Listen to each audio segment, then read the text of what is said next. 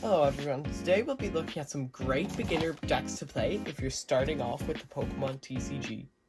These decks, especially this one on the right, are great for beginners or old players coming back to the game. But let's start with this one. This one's a bit more easier for the beginner. This deck here is called the Chien-Pao Baxcalibur deck. This deck is great as it's a good energy drawer, cheap main attacker, and has helpful cards. This is what you want to do when you are in a game using this deck. This right here is our main strategy.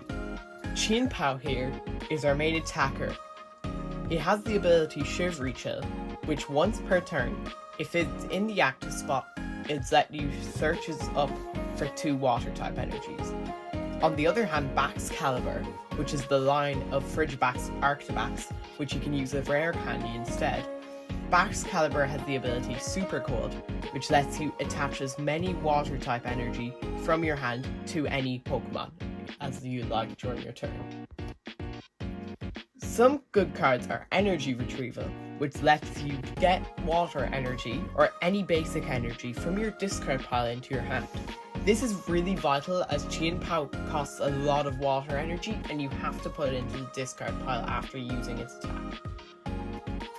Here we have Arctibax, which is the mid-evolution of Baxcalibur and Frigibax.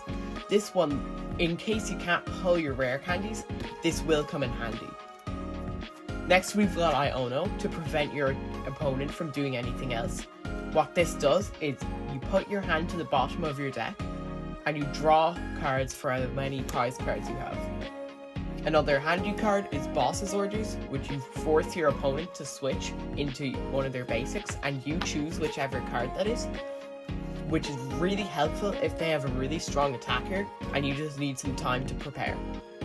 And finally, we have Nemona, which lets you draw 3 cards for those situations where you're only pulling energies. I'm now going to show, quickly, the cards in this deck.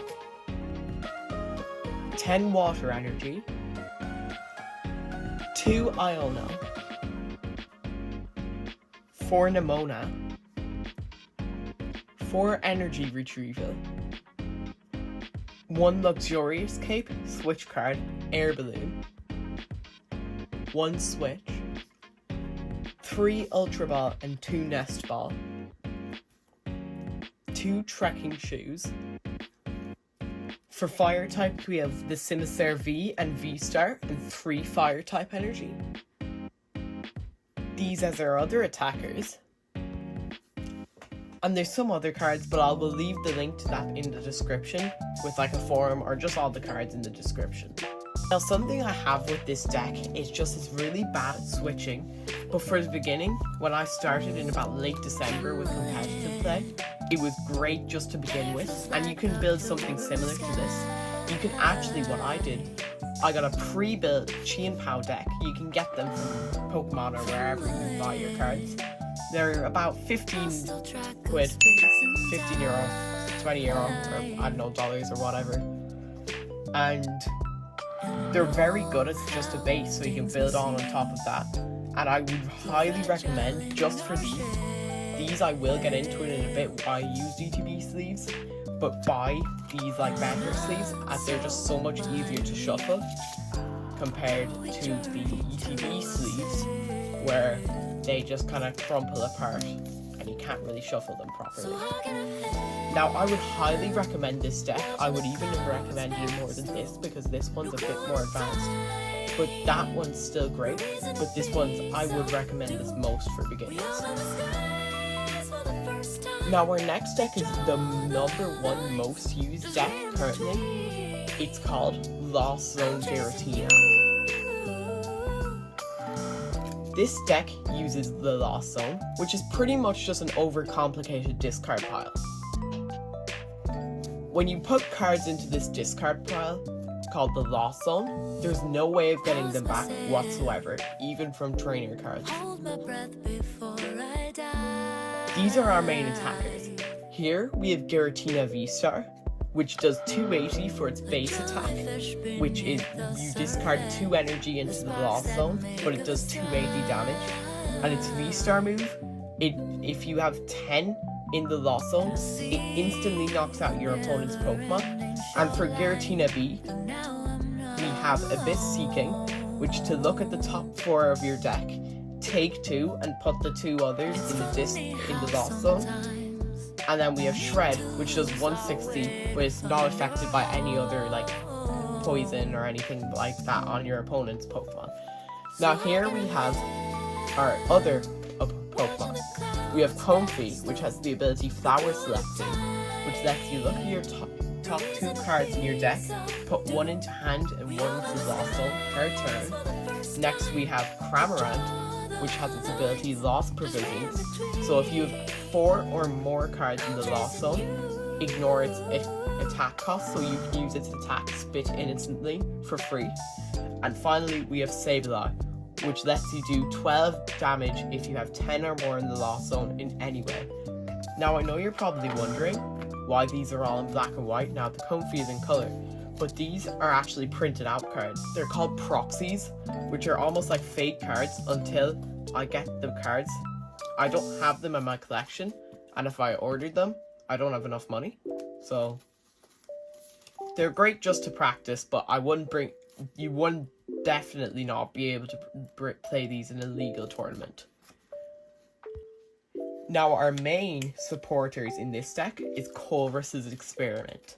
What this lets you do is look at the top 5 of your deck, put 3 into hand, so at the base it's already like your Howl or Nemona, and then you put the other 2 in the lost zone. This is a really strong card, and it's vital in every lost zone deck.